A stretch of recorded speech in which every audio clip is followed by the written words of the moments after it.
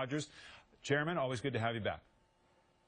David, thanks for having me. Before we talk about the NSA programs, let me mention this developing story in Egypt this morning. You have violence in the streets. You have a provisional government, really the military, cracking down on protesters with dozens who have been killed already. I wonder whether you believe that the tacit support by this administration for a military coup is not leading to stability as was forecast, but leading to something far worse. Well, I do think that you, in a circumstance like Egypt, you need to pick your friends. And clearly, I think the Muslim Brotherhood-led government, although democracy without freedom is certainly no democracy at all, and that's what they were trying to get to, changing the Constitution, reducing the rights of women in Egypt, reducing the rights of religious minorities in Egypt.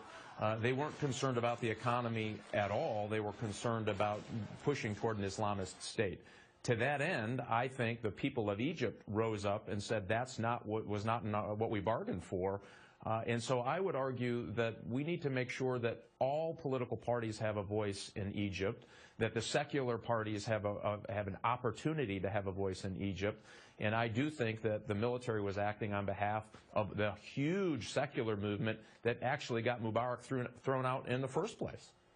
All right, let me come back to these NSA programs in a momentous week. I wanted to have you on because I wanted to get into this debate, which we've had in the House. You had 205 members of the House, including 94 Republicans who, and I'm boiling this down, essentially voted to scrap these programs that allow the NSA, the National Security Agency, to sweep up what's called the metadata, which is call details in the United States in order to track down terrorists. Last month, General Hayden, Michael Hayden, former head of the NSA, former head of the CIA, was on Meet the Press, and he said the following about these programs. Listen. I think it's living in this kind of a democracy. We're going to have to be a little bit less effective in order to be a little bit more transparent to get to do anything to defend the American people. Given the kind of support for an amendment to scrap these programs, do you agree with what General Hayden said there? Well, I'm not sure what point he was making there, but let me tell you this. I mean, I share the frustration of the American people, and that's what we saw happen recently. It was a collision of really bad, awful policies and ideas coming out of the administration. The data hub that would take Social Security and health information and other information, put it in one place. All of that is bad, and we should all be very concerned about it. The problem was this was, I think, the first opportunity for members who are frustrated about those things, and the American public is frustrated about those things. And by the way, I'm frustrated about those things, and say this is exactly the same. And unfortunately, it's not. And so this is a program. Let's talk about why we have it. And this is really important to get to the point, should we or shouldn't we, is after 9/11, our intelligence services knew about a guy who's a pretty bad guy that we believed was going to be involved in some type of attempt in the United States to commit an act of violence, a terrorist, who was living in San Diego. But because we couldn't find the nexus, we were not allowed to find out if somebody from overseas was calling in to the United States to talk to him. We couldn't get that piece. We missed it. He got on a plane and flew it in to the Pentagon shortly thereafter. So we said, that's a seam we have to fix. But how do we do that? Well, and what we ended up doing is the program that they tried to turn off is the program that catches foreign terrorists from talking to people in the United States, helps us identify those. And again, and talking to senior government officials this week, the way to understand these programs as they lay it out is to say a suspected terrorist calls somebody in the United States. The way you put those two together is that you have a haystack. And in the haystack in the United States is basically every phone number that is swept up in the United States. It's not the content of the calls, it's the details, and it's put in this kind of vault in a cloud scenario. And that you get the ping, you get that relationship I have in the haystack. Is there any way to provide better privacy when, as it's been explained to me, you either have the haystack of phone numbers and call details or you don't, and that's what libertarians are really concerned about?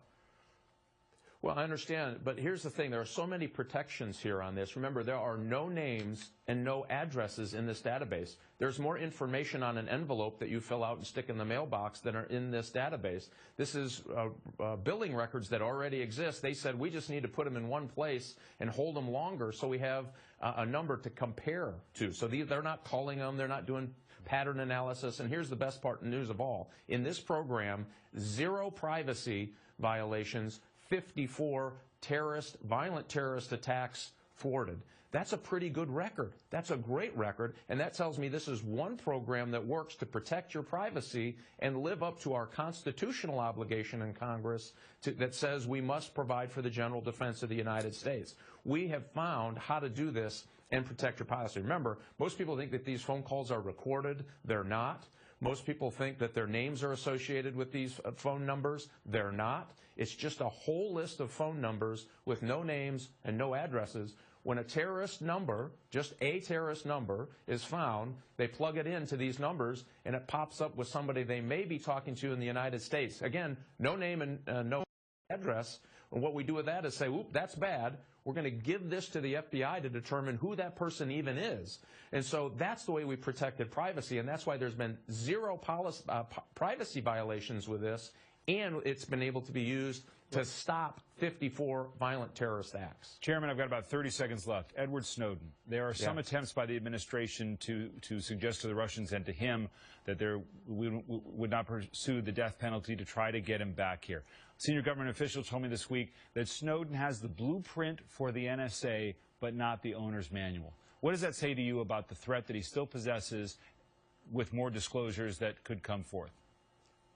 Well, and we need to understand this very quickly. He has disclosed programs that make it easier for terrorists overseas, and the first people who are going to feel that damage are our soldiers in Afghanistan. We need to understand that. This is serious and it's real, as well as empowering Chinese and Russian intelligence officials. I think it's important that he comes back, brings what he has left, and if he really truly believes he did something good, quote unquote, then come back to the United States. He missed every opportunity to be a whistleblower when he missed every opportunity to talk to a whole host of avenues for him. But is it realistic, do you think, that we can compel him to come back? I'm not sure. I think he may be too far gone. I would hope at the end of the day he makes that decision. We know that he certainly, the Russian intelligence services would love to have further conversations with him. We think he's already had some disclosure to the Chinese intelligence officials. So there's a lot more to this story, a lot to be concerned about. I would like him to come back as well and bring what he has stolen from the people of the United States. All right, Chairman Rogers, we'll leave it there for this morning. Thank you as always.